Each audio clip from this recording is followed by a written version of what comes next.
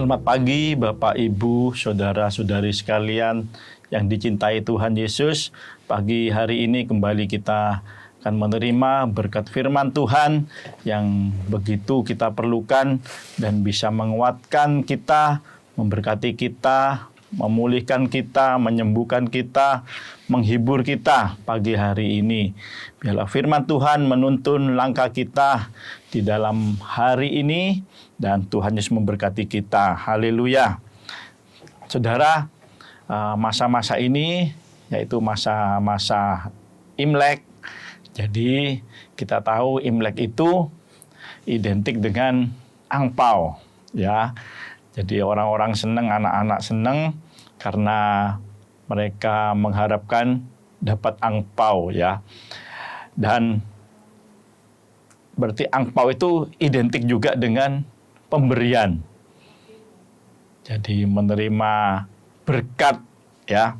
Saudara, jadi di dalam Imlek ini, ya, kita tahu kita mau jadi berkat, ya. Kalau saudara sudah menyiapkan angpau bagi anak-anak, juga mungkin orang lain, itu saudara sudah menyiapkan berkat bagi mereka semuanya. Pagi hari ini kita baca di dalam Galatia 6 ayat yang ke-10.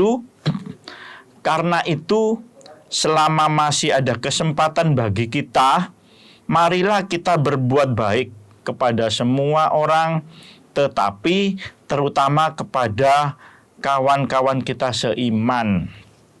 Saudara, ada lagu yang pasti kita sudah tahu, yaitu hidup ini adalah kesempatan. Hidup ini adalah kesempatan. Hidup ini untuk melayani Tuhan. Jangan sia-siakan waktu yang Tuhan beri. Hidup ini harus jadi berkat. Saudara, hidup ini harus jadi berkat.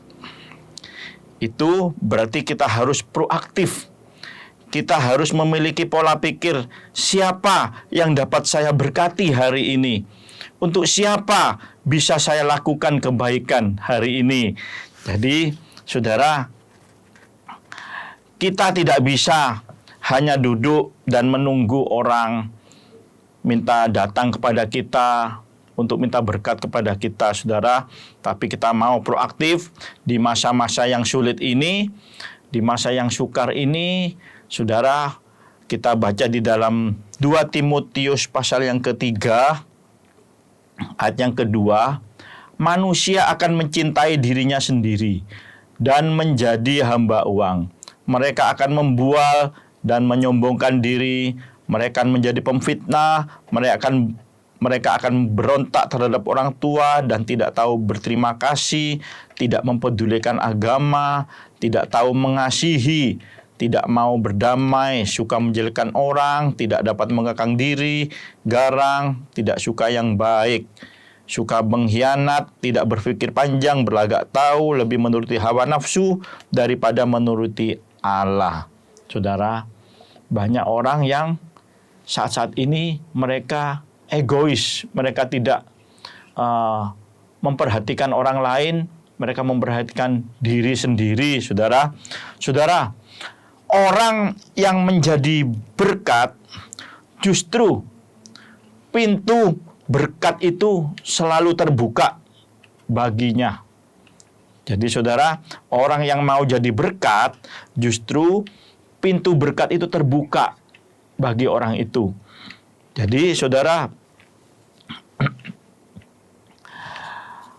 kita mau jadi berkat bagi orang lain, orang di sekitar kita adalah orang yang membutuhkan kasih dan dukungan kita. Jangan lewatkan kesempatan untuk kita berbuat baik. Yesus berkata, saudara, di dalam Matius 25 ayat 40, bila kita melakukannya untuk orang yang paling hina ini, itu seperti kita melakukannya kepadanya. Saudara, jadi kita menolong, menjadi berkat bagi orang lain, berarti kita juga memberkati Tuhan, saudara ya. Jadi saudara bisa baca di dalam Matius 25 ayat yang ke-40. Saya bacakan Matius pasal 25 ayat yang ke-40. Dan raja itu akan menjawab mereka, "Aku berkata kepadamu, sesungguhnya segala sesuatu yang kamu lakukan untuk salah seorang dari saudaraku yang paling hina ini, kamu telah melakukannya untuk aku." Saudara, kita baca lagi di dalam Amsal pasal 19 ayat yang ke-17. Siapa menaruh belas kasihan kepada orang yang lemah, memiutangi Tuhan yang akan membalas perbuatannya itu. Jadi saudara, kalau kita menaruh belas kasihan kepada orang yang lemah, kita itu memiutangi Tuhan yang akan membalas perbuatannya itu, membalas perbuatan kita, saudara. Jadi mari bukan hanya waktu Imlek saja, tetapi setiap hari, setiap saat kita mau jadi berkat, saudara, buat saudara kita, buat teman-teman kita, buat orang di lingkungan kita, bahkan buat orang yang jauh dari kita, yang membutuhkan pertolongan kita, saudara ya.